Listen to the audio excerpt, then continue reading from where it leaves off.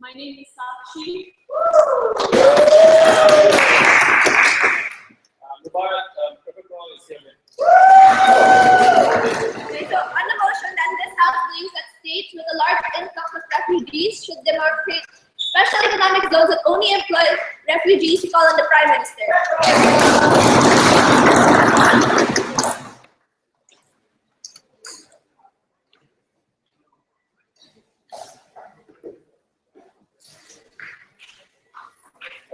Wait, can you hear me? Yeah. Use the mic. Why? Okay. Use the mic. No, I don't. Okay, let's use if you use the mic, guys, you won't be interrupted by any other. Oh, okay. Let's see.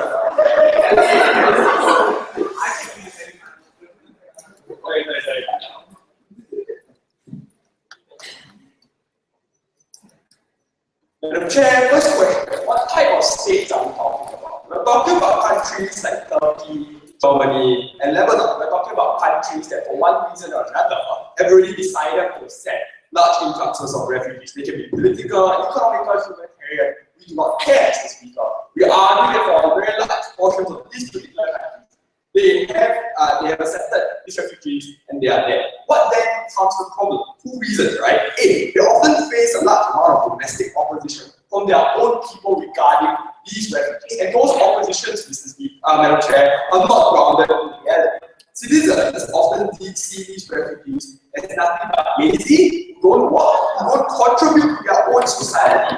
And because of that, Mr. Speaker, they keep on a lot of flat towards politicians who do advocate towards moving these refugees. This is a bit funny, Mr. Speaker, when you realize that because of this opposition, refugees aren't allowed to work in the first place, right? Like it's illegal for them to seek out employment in refugee camps of Lebanon or within Calais in France, right? So it becomes a catch-22 for these particular refugees. Be useless because you can't work. They don't let you work in the first place.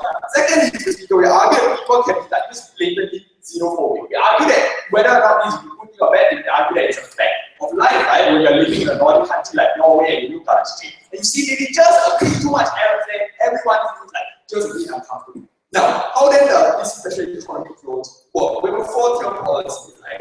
Okay, we argue that it's going to work similar to SEZs like Shenzhen, like Guangzhou, right? We argue that it's going to be a large concentration, that given that these refugees are going to work there, you have a large concentration of low-cost labor, you're naturally going to incentivize like manufacturing companies to set up jobs there, they're going to be economically competitive, like what we see in China, and we argue that in China, we argue that the employers themselves can be local or they can be like foreign companies who are okay with both. That's one. Secondly, we argue that these refugees won't live in these areas themselves. We argue that they can live in public housing outside of these SPCs and then be busing whatever transportation services that they have. This is to prevent any form of forming enclaves within these particular states. Thirdly, Mr. Speaker, Madam Chair, we argue that these refugees will not be able to live within their own claims. So when they seek living arrangements outside of these SPCs, they will not be one particular area will not be able to contain like 90% Syrian refugees and 10% of that their own population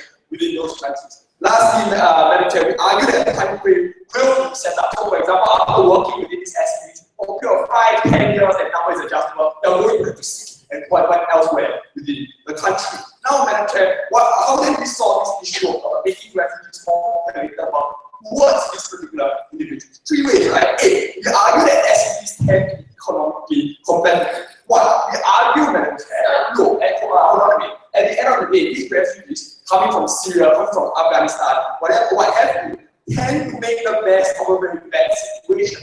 They have no social security to step on, which means they tend to be able to take jobs at a very low cost, and they tend to work very hard at their jobs in order to make sure that they are not fired. This means, Madam Chair, that companies will have a natural incentive to set up within those SEZs. This means that those SEZs tend to be prime areas and engines of growth, similarly to like what you see in China or Shanghai, right, towards that entire region. This is a huge amount of benefits. A, this is going to be economically beneficial for the entire country as a whole, insofar as you're good, insofar as economic concentration within those regions increase, right? Because when you have manufacturing facilities, you need like supporting facilities to help those manufacturing facilities. Sanitary services, for example, will benefit, and those thrive at local employment. That's one. But secondly, and far more importantly, these SCCs become proof of concept of what refugees can contribute towards your own country. Hold on, proof of concept. Politicians can point to these SCCs to political campaigns and say, look, at the end of the day, these refugees have been useful towards our country before I move on short. When you're talking about economic competitiveness, can you tell us who the competition is and how it works?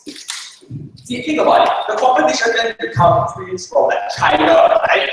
Foreign competitions, not within your own country. Let's think about it. When you have a large number, you're talking about generally developed countries like Germany, who specialize in high-end manufacturing, but loses the low-end manufacturing. Those countries like China with a larger population base. Even though you have a large influx of refugees, and these individuals are either highly skilled and willing to work at low cost. We think it's natural they're going to steal jobs not from your own country, but steal jobs from China, right? I think that's perfectly fine. That's one. Second, how then does this come social assimilation? A big reason why individuals are only able to assimilate through jobs is the fact that these refugees at the end of the day no longer know the culture within your own particular country. They don't have the knowledge of how to do things in that particular country. And we argue that culture is extremely important towards assimilation, right? Like knowing how to work within the social norms and conventions of that particular country is important. Why then do we help them even though these are exclusively a refugee environment? Argue that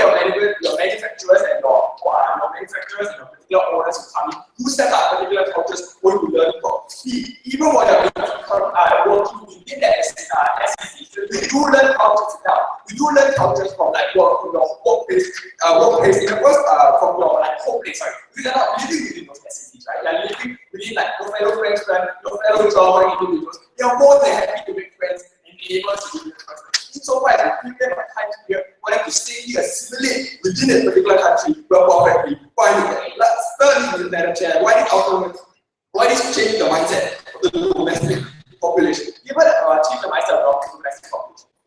When I previously said why a large amount of people is hostile towards refugees and they don't like to see a massive influx of refugees within their streets all the time. Most people tend to be okay with a small number of foreigners, right? This is completely prevalent in Singapore, for example. We only got very angry was the immigration issue when our MIDP was starting to get caught by a huge number of immigrants. We argue with them, given the fact that now these people are working, especially economic zones, but we still see them in our day-to-day lifestyle. This small gradual form of assimilation. That's why. Lastly, why this kind of assimilation on the side of the refugees? By giving them the ability to work within these specific economic zones and contribute towards that particular country direction.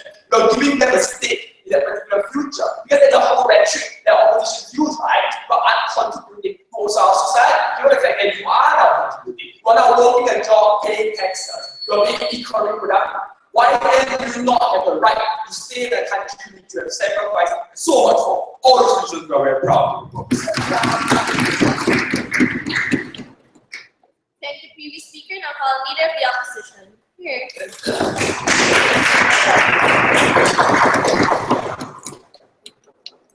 She's so pretty, oh so pretty, she's so pretty, oh pretty and pretty.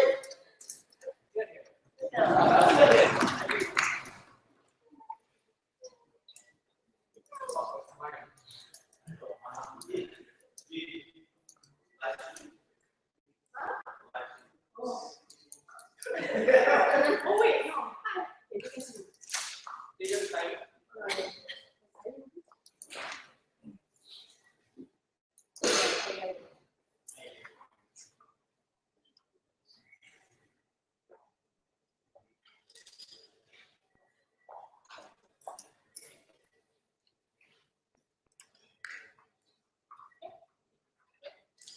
In an ideal world, we would love to have refugees come into the country, integrate where political will is alive for individuals to accept them without having to temper their reactions, Mr. Speaker. But we think that's not how the world works right now. What we will argue from opposition is that there is a requirement of global sympathy that we need to cultivate in order to ensure that refugees can be better integrated. The stance from opposition is that we think a slow, non-threatening form of integration is a lot better. What I'm going to do in my speech firstly is I'm going to provide some nuanced characterization that was missing from Prime Minister to how special economic zones necessarily work. We think these are, as the geographically areas that are cordoned off, that also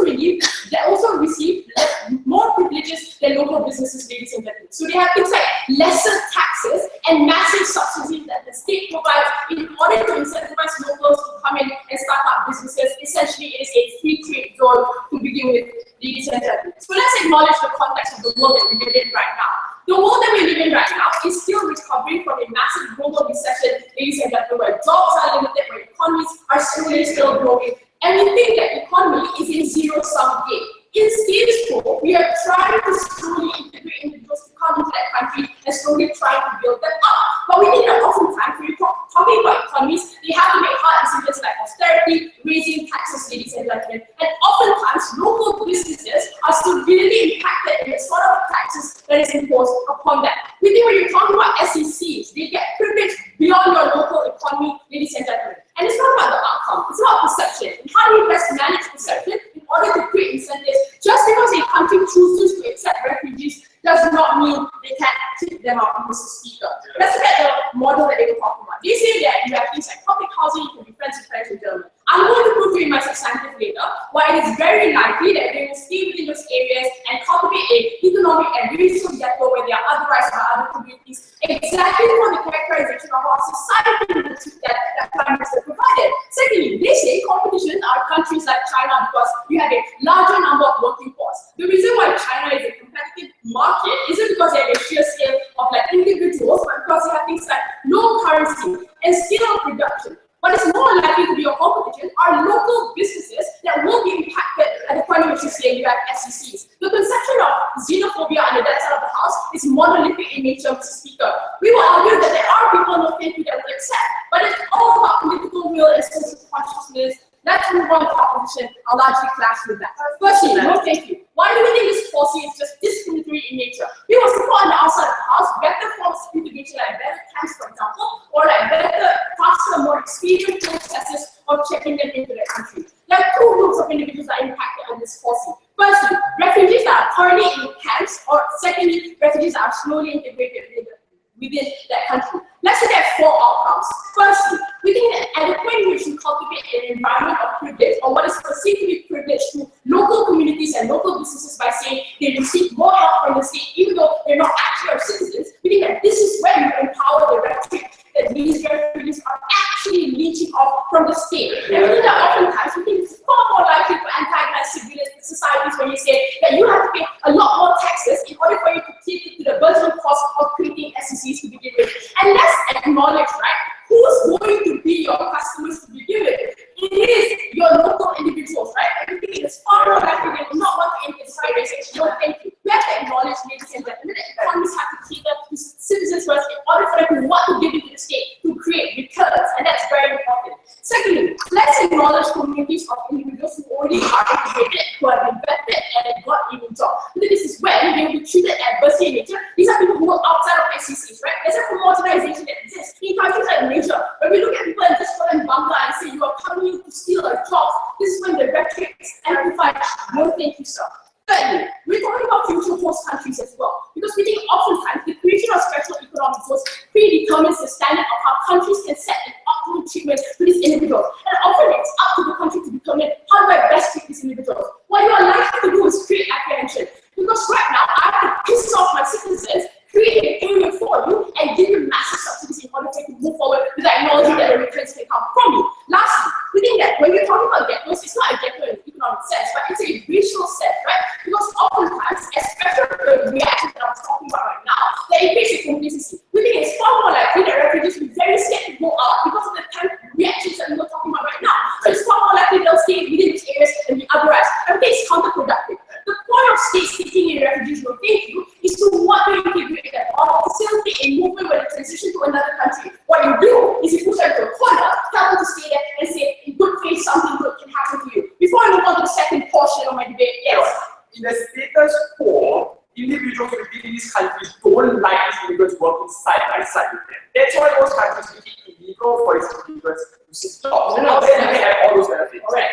One, we don't think that's genuinely true across all spectrum. We think there are individuals who want to integrate. That's why people accept some refugees integrating through a vetting process and getting actual jobs. Number two, I'm going to tell you why temporary directives will make it far more likely that they will want to work side by side. There are two things we need to acknowledge. Number one, that countries may not have a choice in accepting refugees because they are proximate countries, or two countries that took upon the role of being a transitional country or a final point. In status quo, we will argue that states have to be strategic in how they manage people. It's a form of like synergistic management solution, right, ladies and gentlemen?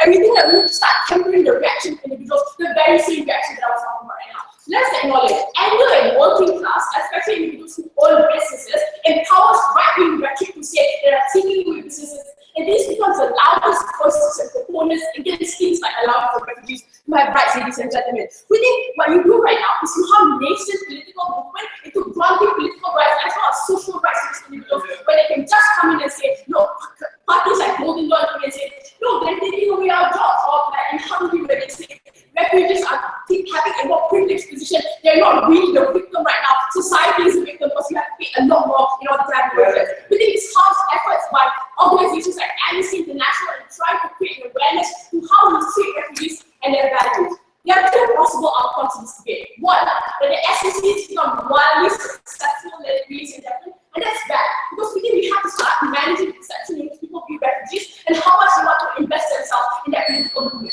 Number two, if it fails, ladies and gentlemen, exactly the reason I was talking about, society becomes angrier because they have made a bad investment. They were at the behest of the state without having actual returns. I will never be part of those. Thank you, Paul. Deputy Prime Minister. Here.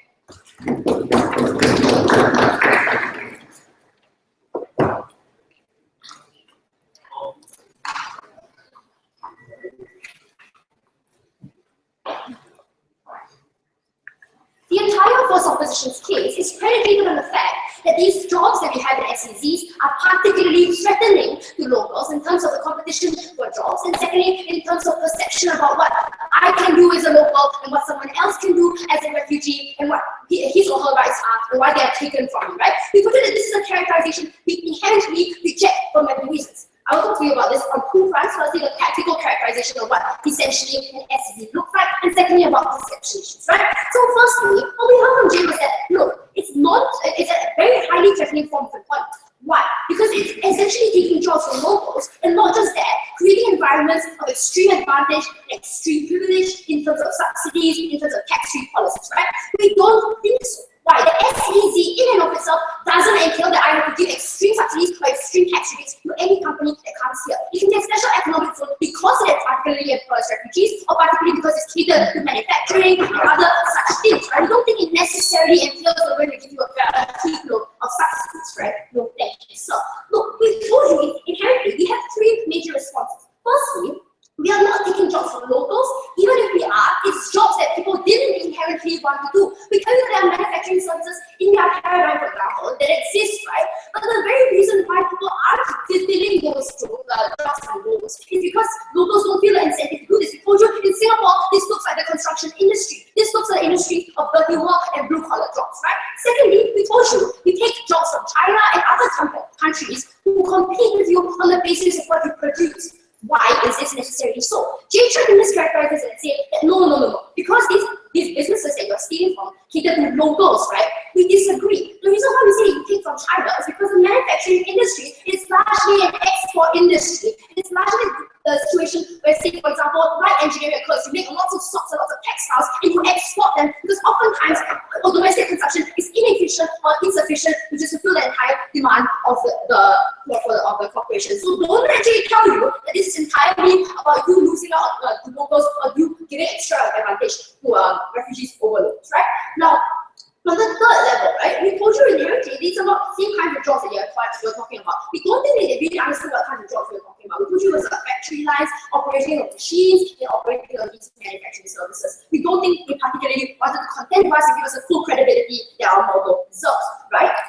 Moving on to perception issues. Now, Jay Copeland has a title about racial ghettos and how people inherently are scared to go out because of perception issues that are only perpetrated by our policy. We think that this is a kind of chicken and egg situation. But why do you think it's particularly important that we consider refugees as individuals who want to be economically productive and take a stake in the future of the country? It's because we think that you didn't travel across the seas, you didn't end up on a Grecian beach because you wanted to snack off or because you wanted to feed off the economy and be a parasite. We think that you have to have a particular stake in what you want to do and where you are go through a lot that are employed is because of things like systemic inequalities, systemic, for example, right, in the case of the colonial incident in Germany, do you really think that a lot of local corporations will want to suddenly hire all these refugees to be their, like, say, waiters and waitresses? We don't think that's particularly so. We told you that this problem exists in a situation where you face systemic inequalities, secondly, perception issues that you need to solve by justifying individuals in a society that you are economically productive individuals, that you are willing to engage in the local economy. And we told you, inherently, this is particularly good for locals as well, because when you work, when you have special economic zones that generate profit for your country, you put economic stimulus to your economy. Yes, If citizens are exactly the symbols of your myopic group and you support a world without subsidies and privilege, what's the incentive for locals to want to interact, engage, and start up businesses in the no, we told you it wasn't entirely about local businesses just starting up in SECs. We told you it's also about MNCs coming in and looking at the pool of workers that you have. They aren't necessarily super high skilled, but because of the fact that they are willing to work, because of the fact that they're willing to work at a low cost, they become competitive agents within these areas that are likely to be employed, right? You don't necessarily have to be local companies. However, the creation of SECs show that individuals are economically productive. So even if we can't get local businesses now, we can get them in the future because we show and change the perception in society that these individuals are just parasites of the system, right? Moving on to my substantive topic, I will tell you inherently how we encourage for how we help post-conflict reconstruction even within countries where the refugees have escaped, right? Because the notion behind refugees and the word refuge in and of itself means that it's largely a temporary thing. We think that you can stay in a country for 10, 15 years, so we need to like extend it, what this definition of temporary means. But inherently, we do think that sometimes refugees want to go back. And sometimes refugees feel like they have to go back to their home countries in Syria, in Libya and whatnot, because that's where inherently they have their bonds and their families and their inherent support structures, right? We give them the opportunity. Right. In our best case scenario, they go back with the skills of working in an economy that was highly productive in manufacturing services, and then the capability to contribute to a ravaged economy. And we told you that these particular skills are important is because don't just dismiss the fact that they are working in factories, or don't just dismiss the fact that they're working in manufacturing industries. Why? Because in these ravaged economies or post-conflict societies, these are often the first things that we start doing. Like in Syria now, the soap industry, where they are making soaps out of olive oil and whatnot, is the one that's fueling a lot of the economy, and because like these manufacturing industries are the first and the easiest things for us to get started, right? And the more people that we have economically productive and capable of operating these factories with skills that they've learned from overseas, the better able we are to restart a ravaged economy. And that was in our best case scenario. Even in our worst case scenario, we think that in the refugees on our side of the house, right, they made certain amount of money in the first world countries that they have taken refugee, and we don't drive them back into a world of poverty, say even in the first world countries that they live in, because they're not coerced by the poverty that they live in, and they don't feel like they're dying in the first world because they can't keep up the living standards, and they are dying in their own in Syria as well. So we drive them out of this cycle of expectations that they are always going to be subject to the coercive forces of poverty.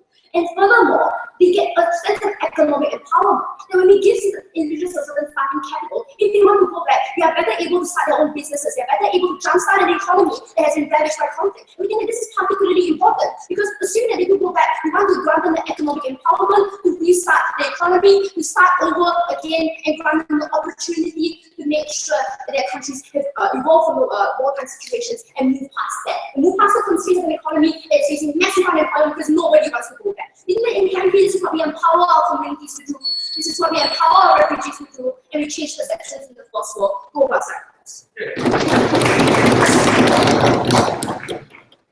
Thank the previous speaker, call on Deputy Leader of the Opposition. Here.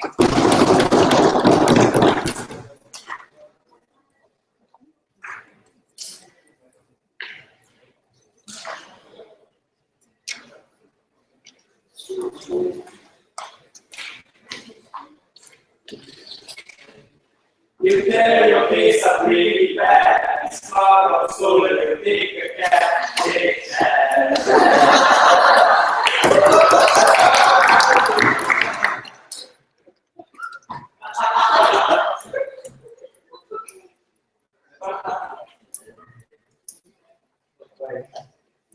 Madam Speaker, side government here wants to have that cake and eat it too. They want to tell you that having this special economic zone will create all these benefits, without accepting there is a necessary cost to local economies and a necessary cost to political will. how it erodes not only local political will, but international political will towards accepting these refugees. I'll talk to you about two things here. I'll talk to you about how their policy actually undermines any efforts to improve the welfare of refugees because now you're treating them as cheap labor and you want them to be dependable on you or to be dependent on you. But secondly, I'll talk to you about the impact on economies and how it hollows out the middle class. Okay? Before that, I have three things I want to talk about. Firstly is the assertion that special economic zones only employs refugees. Now, obviously that's ridiculous, right? Because we do that special economic zones in general have low tax and subsidy because you need to incentivize people to come in, right? Or okay, but even if the MNCs come into special economic zones because there's a huge pool of labor, what this does is it creates two things. One is it creates exploitation by MNCs of people who have just fled the homeland. But secondly, it creates a perception within the host country that if these MNCs were willing to come in to begin with, why won't they employ us? Why won't they employ our people? And why are they willing to have these areas? So inevitably, you will still have the perception that these refugees are being treated more special than we are. The idea here, ladies and gentlemen, is that perception beats truth most of the time, right? If you want to easily, it's hard for you to explain to locals how global economic trends work or how these things, affect how macroeconomics made it so you're unemployed. And that was exactly the context that Jay talked about. When you talk about a global recession where there's slow growth and there's high rates of unemployment, especially even in first world developed countries, like in the Eurozone, for example, the kind of perception you're creating here is that even if you were to accept their characterization that the special economic zones will be wildly successful, what you create is envy among locals and you erode their ability to forward any kind of change or want to help these locals. Secondly is the assertion that people don't want these jobs anyway, right? Which is to say that we offered a certain wage, no locals were willing to work there,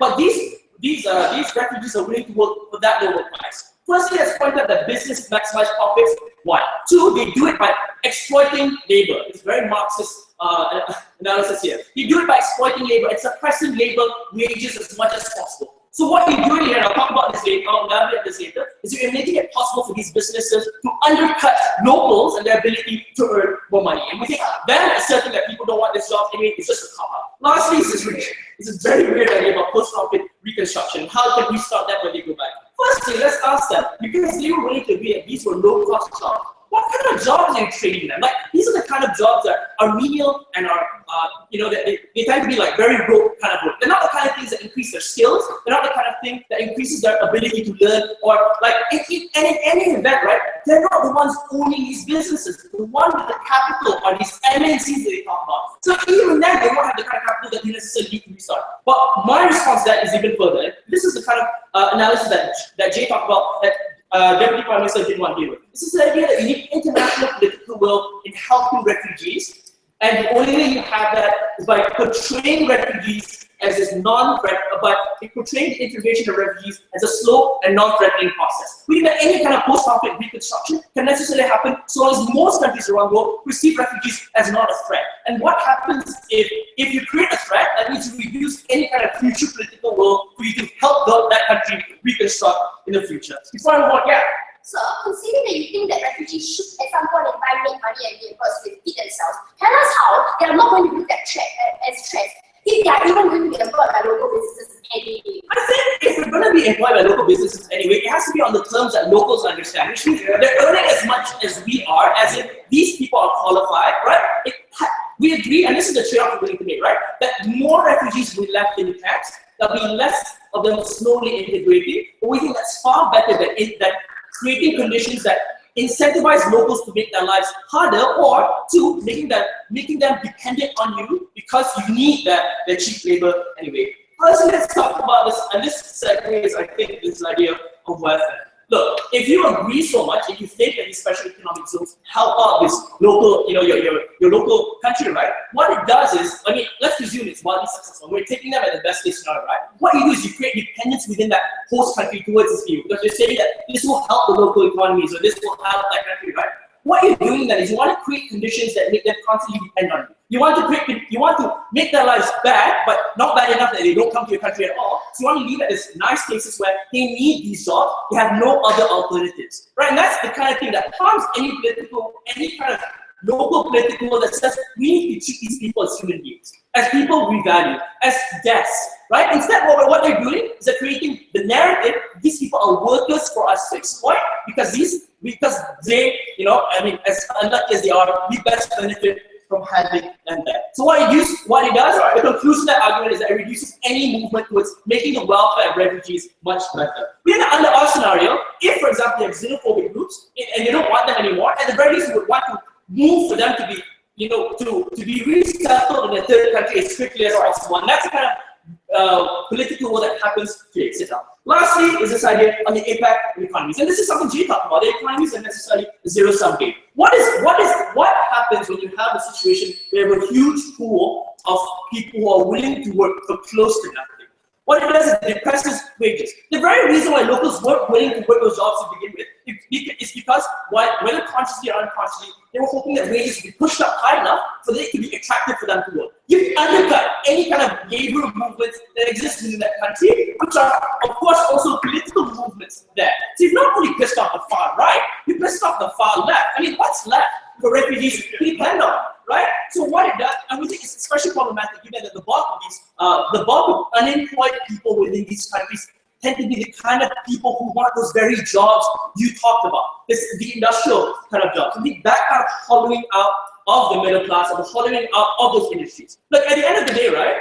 If you create a zone that is attractive for other people to come, you're not only attracting MNCs, you're attracting local businesses to start moving there as well, because wages are cheaper. What that does is that it deprives job opportunities for locals. If we agree with the characterization that it is indeed attractive, and it does indeed result in benefits, we're proud locals.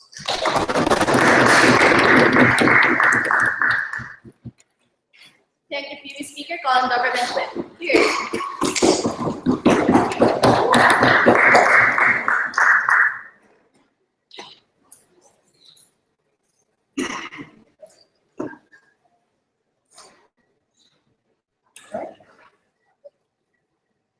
Madam Chair, the most important thing to recognize in this debate is that the refugee problem isn't going to go away anytime soon. That civil warfares are oftentimes protracted for a very long period of time. That you know, these kind of refugees are landing up on the beaches of Greece every single day because they fear for their lives back there.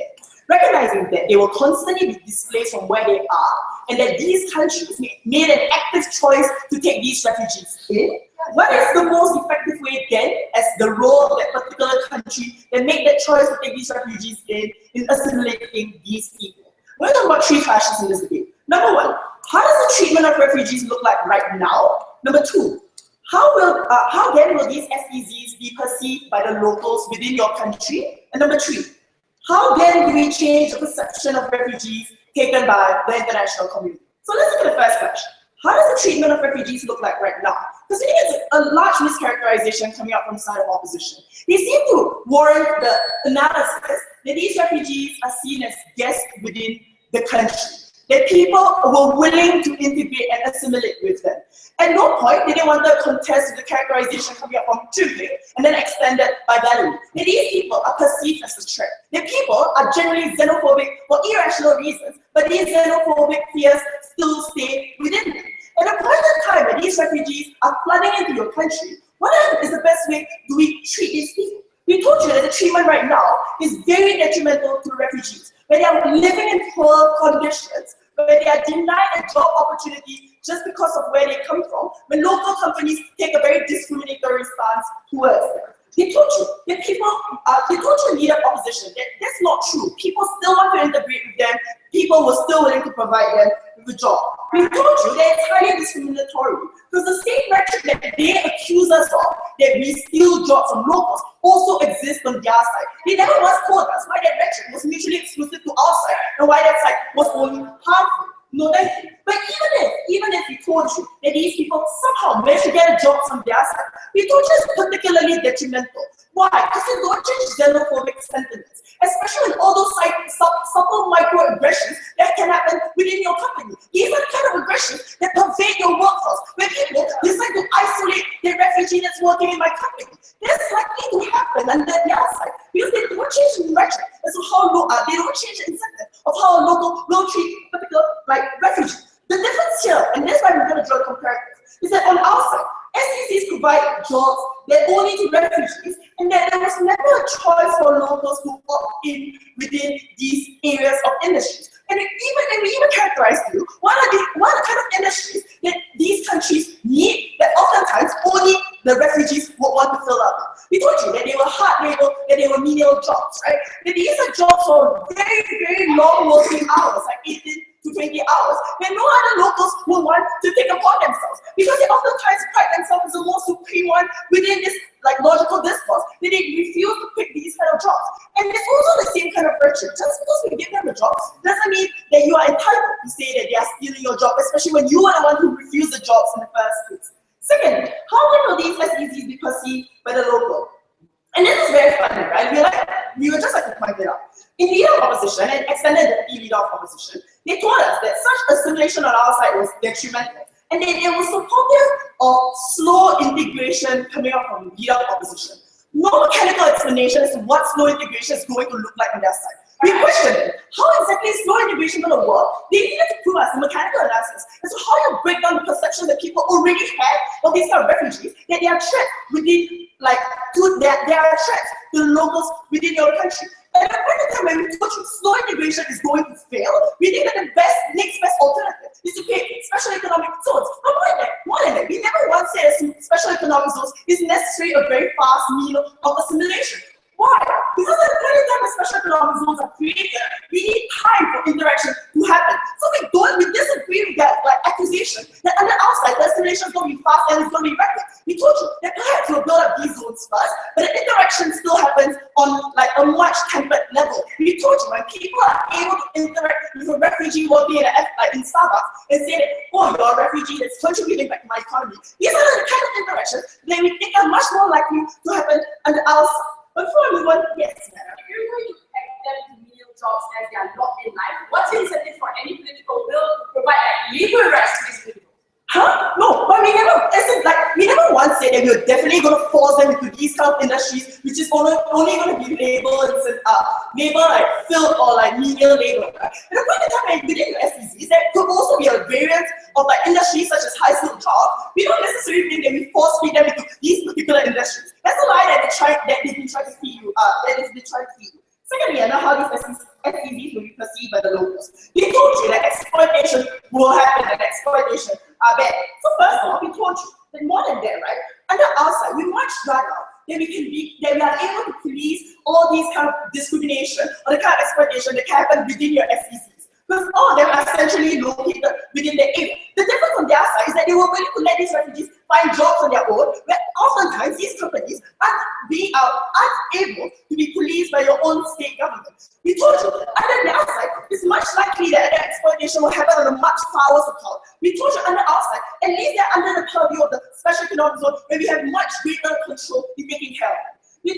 They then told me that we depress the wages of the rest of the entire economy. That's not true, right? We depress the wages only in a particular industry. Then we told you no other damn local will want to get into. But more than that, like oftentimes, right, all these kind of jobs that we told you are very good jobs to which the entrepreneurs coming up from Valerie. These are kind of experiences that they are able to bring back to Syria when they decide that they want to go back. And these are the kind of skills that best reconstruct those kind of economies, right? But not least, how do we change the perception of refugees taken by the international community? And it's very funny because they keep telling us that the international community is very hardened against them. And at the point in time where we have our special economic zones, that the international community will then see all these refugees as a threat. This is not like direct clash coming up from Valerie. She told you at the point in time where these people can be seen as economic units of that particular country that takes them in, this opened the doors of all other international community. They see that these individuals can contribute to my economy. That these people do have an economic stake within my country back in another area. At the point in time that we told you, special economic zones create very visceral impacts to which people can see the direct benefits that comes out from these refugees. We told you, we changed the international perception, we changed the perception of the locals outside due to the best form of assimilation that the outside didn't want to contest. Thank the previous speaker called opposition whip. Here.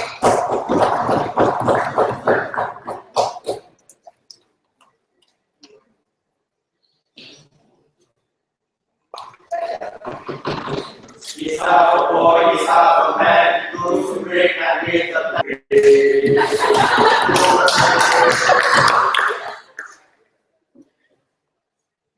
Thank you. The ideal world for refugees is not one that acknowledges the reality of the situation where people are very much apprehensive of refugees and the fact that it takes a very long time for them to assimilate. The stance that came from the side of opposition was to tell you that political will and political capital is something we have to thread on eggshells when they come to you, forcing other people to accept refugees while within your country. Farmer, in his Huntley's speech, never wanted to acknowledge that the fact that there was a xenophobic society that existed within his country. But at the same time, wanted to say that we think that special economic zones are places where we can integrate these people economically, and at the same time, make sure that you can work blue-collar jobs and somehow still be able to integrate within the rest of society. The metric for us to adjudicate debate, Mr. Speaker, would be to see whether or not xenophobia is then exacerbated under which side, and whether or not political capital and some political will is something that we can capitalize on. Two issues I want to talk about in my speech. First, the special economic zones create a conducive environment for the refugees, and secondly, which side then allows better assimilation for the refugees at the end of the day. So first, let's talk about which one is a better conducive environment for the economy at the same time for refugees. I think it's particularly important to acknowledge the fact that in Junping's speech itself, the burden that I wanted to partake was two. That firstly, special economic zones make life more palatable for refugees within their circumstance, and secondly, how they have a duty to take care of the refugees at the end of the day. What were the responses that came from us? First, I was to tell you that the tax money that you use in order to subsidize these economic zones that exist in that side would not been effective if it had been used for local economies within a certain scenario. But the problem of the more likely outcome that will happen on that side, no thank you, was that Junping wanted to tell us that at least you have money, at least you have a house, and it didn't go any further to show us how economic progress could translate to upward social mobility for that person at the end of the day. Secondly, Mr. Speaker, they never really wanted to show us how the locals of that specific economy that exists over there will be able to be okay with the fact that tax money will go to the special economic zones, right? Because the only premise that they want to provide to us are to tell us that there will be very cheap labor that you can use when it comes to special economic zones, and therefore it's okay for us to afford refugees who don't really have a choice. Which probably means that these local businesses who set up shop in special economic zones will invest that, Mr. Speaker, because otherwise you would have not invested in a local market that costs more for you to do so. No, thank you. It wasn't enough for Valerie to tell us that you don't have to subsidize extremely if you don't really want to, Mr. Speaker. We tell you that if you don't subsidize extremely, that means that you don't create incentives, the exact MNCs that within her speech she wanted to talk about. Because MNCs have to then cater to a local market that will be okay with buying products that special economic zones create at the end of the day. If people don't really like the fact that this labor is taken away from your local market and goes to its refugees at the end of the day, that means that they will have, the MNCs will have incentive to create those jobs. No, thank you.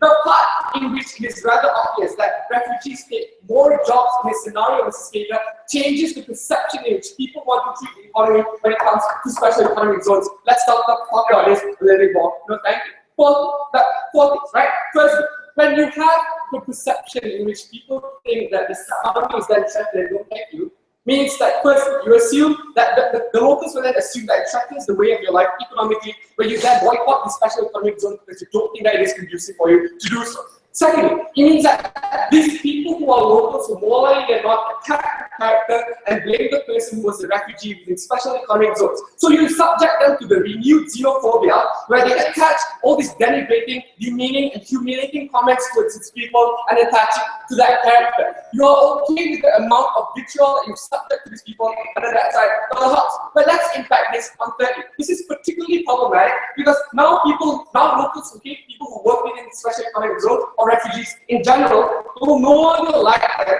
Therefore, they don't create this idea of like, oh, a political will for them to care about these people, right? We told you the part and the point in which it is not.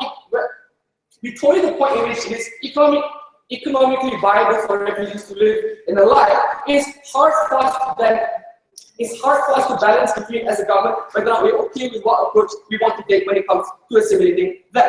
But why exactly? Because refugees who get through the vetting process will then easily get jobs. You have people who are employers who are more okay with taking people in had you not taken this adversarial approach towards them.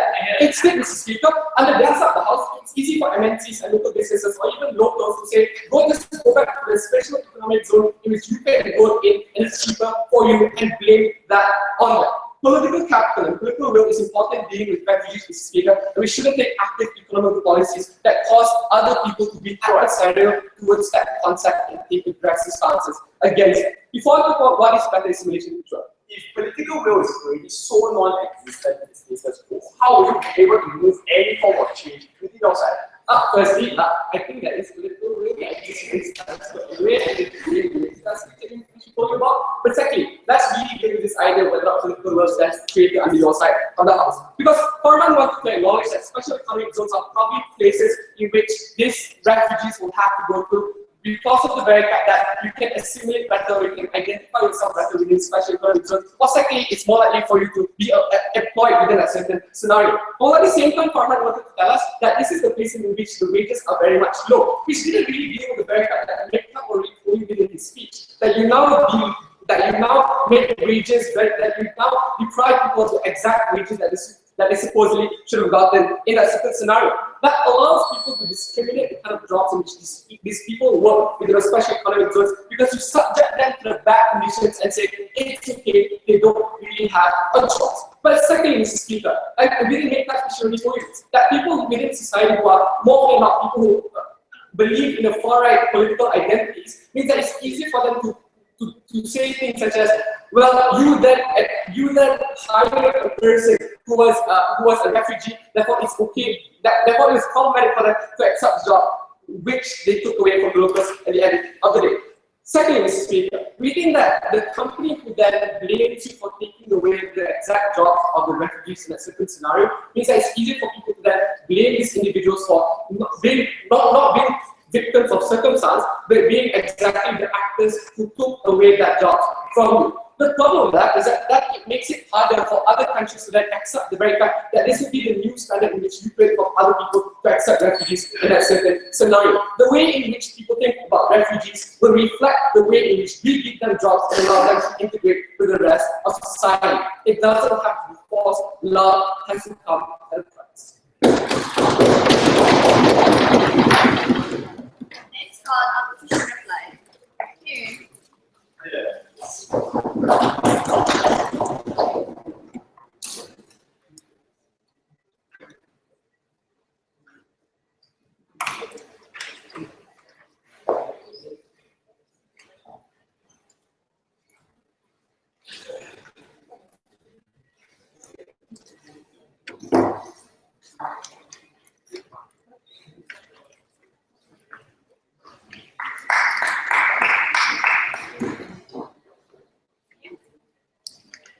Ladies and gentlemen, this debate was about trade-offs. What was the trade-off that Negri was willing to accept in this debate? Number one, that the integration could be a lot slower, that more people will be in camps for a longer time, that we would have to seek some control to citizens in determining what sort of treatment that we grant to refugees. But all for the greater good, which is creating an amiable environment that is not likely to compensate interest and incentive to allow for a better life for refugees. What was the trade-off that affirmative accepted in debate? None. Because they were unwilling to accept things like there will be vitriol, there will be isolated and otherwise, that movements for political work will be heard right now. It's not enough for them to assert that it already happens in status quo like xenophobia and therefore we shouldn't do anything about it. Let's compare the burdens in this debate. Negative the burden that we can best manage perception to ensure we are able to provide a better form of help to refugees. The government lives in a world where they want their cake and eat it to an alike cake, but like things like economic viability, things like people's acceptance, things like having great friendships with Europeans are all easy and under that model. We do not live in a perfect world. So let's break it down and show why we fulfill our burden in it. Firstly, how do we best assist refugees? What did they say? They say that you need to be economically viable because that's how you move forward in life. We agree with this, but we reject the characterization that it's easily done to exist in an otherwise vacuum where there is no point of interaction. Because we say there has to be a point of interaction between local and SECs. They say that MNCs will come in and therefore fill this vacuum. You can't assert that under that side of the house. If you're going to accept that locals won't interact with these areas anyway, what's the incentive for MNCs to want to come in when their local consumer base don't exist because they choose to reject the interaction with the MNCs, right? Then value is in the P1. Why would locals ever hire you then? Make that as correct and respond, right? And it has to be at your own terms. People are going to be okay insofar as they have some semblance of control. It's all about perception management and how you best allow it to exist. On the outside, on the left side of the house, we think that right now you say confrontational. So it's not about like we don't care whether you interact with us, we take away money from you, but it's also I have jobs, you don't, right? Ladies and gentlemen, and that's very important. Secondly, how do people perceive that? Farhan said it's not about forcing them to choose to work in these areas because they can. But let's look at the characterization that we had on that side of the house. Value said it's important for you to be as fast as expedient for you to economically mobilize in that area. That no one wants these jobs because it's menial in nature and very shit, right? And we think that was very right to point out the exploitation that is very likely to exist when you tag them and say that you are no-cost labor and you are deserving of that label and that rhetoric. He said that you have to work 80 to 20 hours and just accept that that's your lot in life, right? And we think this undercuts a lot of fight for like labor rights movement to extend this individual, especially with the voters that you need to push forward for these policies who do not want to support that anymore. That's why my point of information was very important, not responded to. Lastly, how does it impact perception, ladies and gentlemen? Because they say this debate is not really about political will, because political will doesn't exist anyway. Because we will argue on negative that political will is a finite capital that individuals need to be able to strategically be smart about how they use that political will. In the last point of information, they say right now there's no political will in the world. We disagree, because if there is no political will, absolutely zero, why would these countries accept refugees to begin with, right? But we will argue you harm that political will, but host countries have to fight between keeping citizens happy and trying to ensure an optimal living condition. Future host countries now want to accept because my political will is not at the behest of how best they economically mobilize my citizens. We need more political movements for the far right and the far left when you say you are taking jobs from both spectrums, ladies and gentlemen. We will argue that the perception then becomes that refugees don't look like victims of circumstance, but perpetrators of capitalist aggression, and we don't want that to be the point of view in which we view refugees. I completely part. Thank you to end this debate, Government Alliance.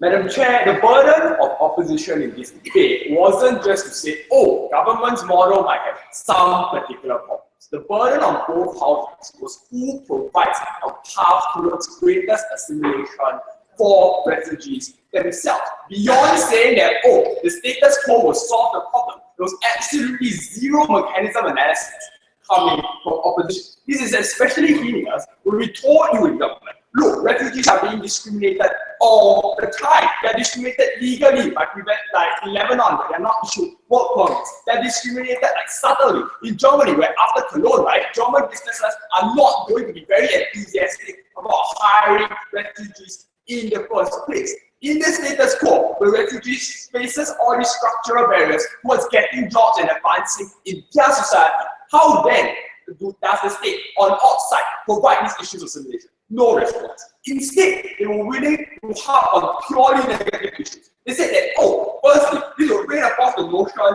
that these refugees are stealing jobs. Ignores the fact that in TM, I already told you the type of jobs we're talking about are no skill manufacturing jobs. We're talking about jobs that are given like foxconn in Apple, right? So for example, we're talking about long hours, low wages, that most German individuals simply do not want to work. But never mind, right? Ignoring those analyses, what is the pure comparative on our side? Let me assume that refugees still have to work, and opposition would like them to work too. So they're going under their side, they're going to work in local businesses. So why then would they not be stealing jobs from another local individuals? If perception is just as irrational as they would say, under both sides, refugees are going to be crucified. The crucial difference is, under government, we assure them decency and a basic living. On the pure side, if we don't let these people starve, we win. That's what. Secondly, Madam Chair, what then did they say? Oh, this would lead to mass numbers of exploitation within these refugees. Hello, A, you still have that problem. Given that these people are refugees and do not have any real political standing within your status quo, you are going to face a problem of exploitation. Why then do we solve it better on our side? Simply because refugees are no longer spatially separated, right? Remember the comparative on opposition side is that refugees are spread out with thousands of square miles or square kilometers, where governments have to stand like inspectors to individually inspect workplace premises. Not so on opposition. Why? Because when you have those special economic zones and factories within those special economic zones, it limits the area of governmental focus where they can apply on resources to ensure exploitation doesn't happen. Both sides come with the idea that governments doesn't want exploitation to happen, right? And we show you why that's on our side, we do it too. Lastly, we were talking about this weird idea about public perception, right? Look, Madam Chair, the problem with this is that, look, firstly, public perception is already incredibly negative in the status quo. Therefore, the side that wins this particular, that shows you how public perception can be assimilated, can be saved in the population. We were the only ones who told you that. Why? Because A, we told you about why this needs to increase the amount of assimilation because we are taking them out, we are breaking the narrative. The refugees are bound to only reach out the systems by giving them jobs. B, we told you about the fact about how giving them jobs and giving them like public housing assures like a base area of interaction between locals and refugees that doesn't happen in status quo. Because remember, the comparison on their side is that they're still stuck in refugee camps. How then, Madam Chair, does opposition respond? Oh, somehow, Madam Chair, that this negative public perception means that refugees will become, locals will become even more angry at the refugees. Look, Madam Chair, at the point where you realize that the plight of refugees are completely untenable and atrocious in status quo, we even were willing to accept the fact that we might hurt public perception of these refugees. But the fact is, assimilation requires strong state intervention for it to occur. We will only side and show you how the state can feasibly do that. We are very proud of the folks.